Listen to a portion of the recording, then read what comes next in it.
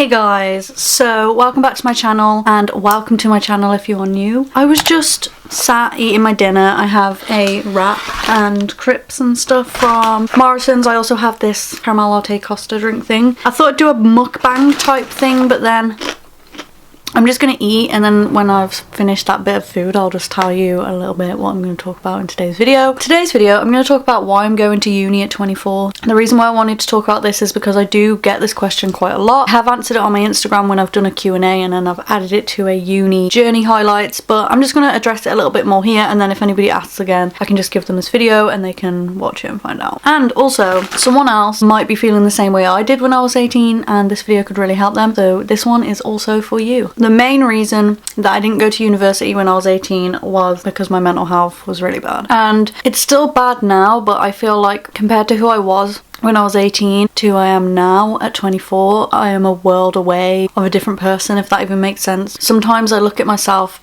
from like 16, 17 and 18 from my perspective now, and I don't even recognise who that person was. It almost feels like I'm watching my life from the outside, and as if that person wasn't even me and I'm just watching it as an outsider. That's how much I don't relate to that person anymore. And I don't know, I guess it kind of sucks because obviously I had really good memories as a teenager. I had really good set of friends from about 15 onwards, and we're still friends till this day, so it's nothing to do with my friends, it's just who I was as a person and the way that my mental health worked and trauma I had experienced from around 14 years old, which resulted into me developing mental health disorders. And I guess to start this video, I don't really look at myself back then and see myself. It's a really strange feeling. I'm sure other people feel this way as well.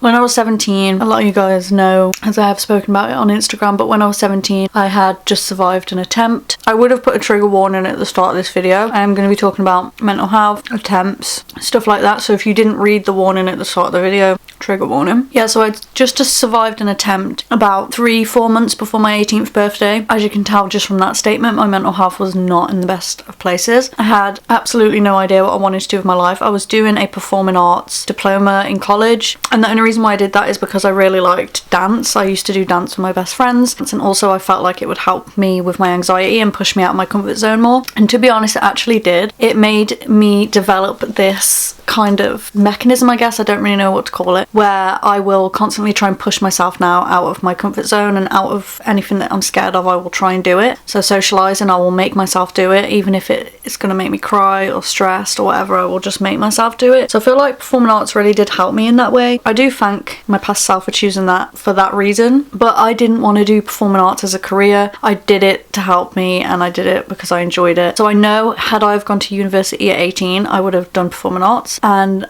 then I wouldn't know what the hell I was going to do with my life afterwards, because I didn't want a job in the industry, so why would I be doing that degree? So I would have spent all this money, got myself into debt with student loans to do a degree that I didn't really want to do as a career, just wanted to do for enjoyment. But also, can you imagine me, who had just survived an attempt and was still a mess, was drinking all the time, was just smoking all the time. I had no goals in life because I didn't think I was going to live long enough to reach goals. I couldn't live on my own in student accommodation away from my support system, which was my friends and my family. There would be no way that I could do that. For me, going to university at 18 was just not valuable. Valuable, is that the word? Viable? I think it's viable. Anyway, it was just not ideal, I guess, going to uni at 18 for me. So I didn't go, and I was like, whatever, who cares, because I had that attitude when I was 18. When I was 19, I thought that I was feeling better, and I thought that I was getting better, so I went back to college. Also, actually, I didn't do very well in school, and it wasn't because I was bad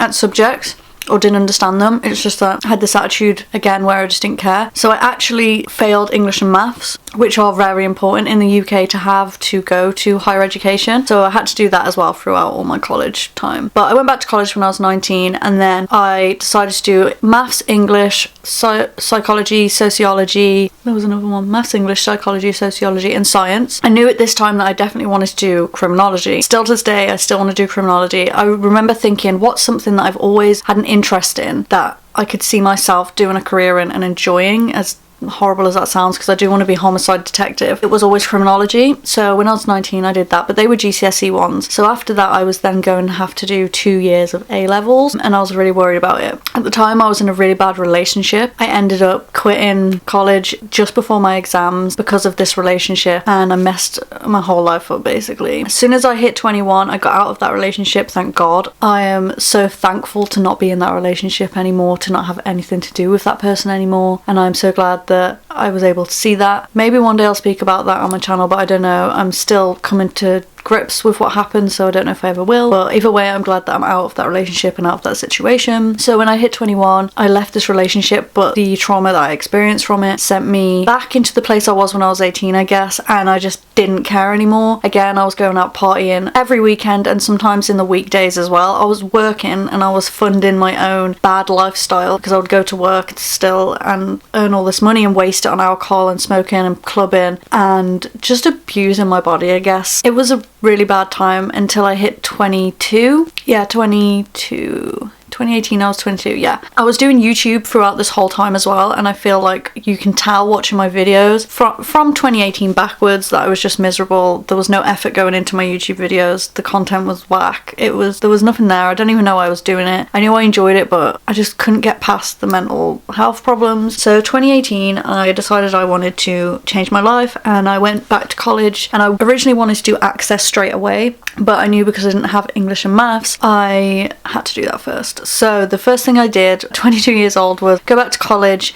to do English and maths GCSE. And I thought it was going to be really scary, and I thought I'd be with loads of kids and stuff, but I actually wasn't. And I went there, and you can choose adult classes, so everybody in my class was my age or older, and I just felt so much more comfortable in that environment than I did when I was 19 and I went back, because although I was still a teenager, everyone was 16, and the mental changes between a 19 and 16 year old are still high. Being 22 and in an adult class doing maths and English, I focused so well and I learned so well, and I thrived in that environment, and it made me realise how much I actually loved education. But I ended up getting my grades for English and maths. I got quite a high grade for English, and then I just passed maths, thank God. I was never good at maths, but at least I got it. These grades got me my place on my Access course, which I wish I knew about Access when I was 19, because you can do it at 19, and then I would have gone to uni faster, but I had no idea. So hopefully this will help some of you guys. But Access is a course for people aged 18 and over, I believe, and you can do science. I did social science. I think it depends on which college you do it at, but the main ones are usually just science for midwifery, being a doctor, things like that, and then you have social science for policing, psychology, being a psychiatrist, criminology, all that sort of stuff. So I did social science, and then I studied history, psychology, sociology and literature, and I absolutely loved it, and it makes me really upset, and I'm trying not to cry because it's kind of sad, but my course ended up getting cut in half because obviously it's 2020 and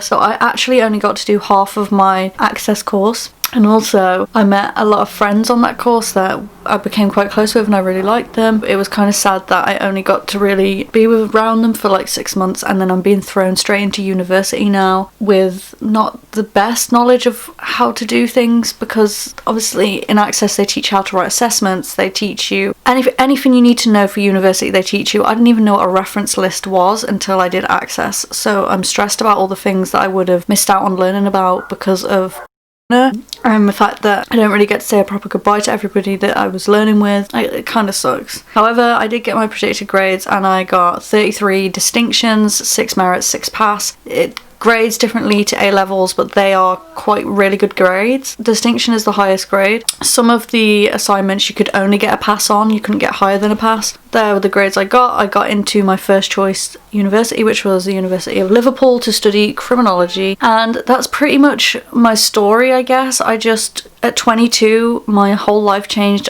I told myself I wanted a better future. I hated working crappy jobs, and then my YouTube started taking off because I started to feel happier, feel healthier, influence you guys with mental health, and put so much love and joy into this channel. The fact that we're almost on 5,000 subscribers, I know it's not a lot to people, but I never ever thought I would reach 1,000. I didn't think people would like me enough, so it makes me happy that I've managed to reach this point in my YouTube career, I guess, and hopefully one day it might take off, and then at least I'll have a plan B with university, or if not, it may just be a hobby, and I'm okay with that, because I just loved doing YouTube. So the fact that we've got this far makes me really happy. And yeah, I guess that's my story about uni. We should normalise going to university late in life, because I can't imagine how hard it is. Well, I can, because I've been there, but if I had gone to university at 18, I can't imagine how hard that would have been. And I feel like you shouldn't expect 16-year-olds, 18-year-olds to know what they want to do for the rest of their lives straight away. At 18 and 16, you just want to have fun. And I feel like we should normalise going to university late. I'm going to university late, and I don't care if people think,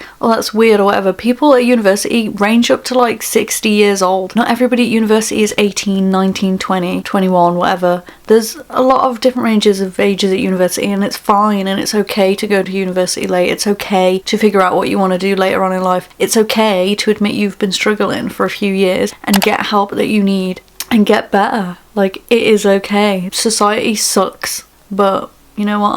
I'm out here telling you, fuck society. There's no race in life. Nobody wants to race to the end, because the end is not being here anymore. So just enjoy the moment, figure out what you want to do in your own time, and when you're ready, do it. But yeah, guys, that is the end of today's video. I hope I answered some of the questions that you may have had. If you have any, please drop them in the comments down below. I will answer all of your questions. I reply to everybody's comments. Don't forget to subscribe, and I will see you guys soon. Peace.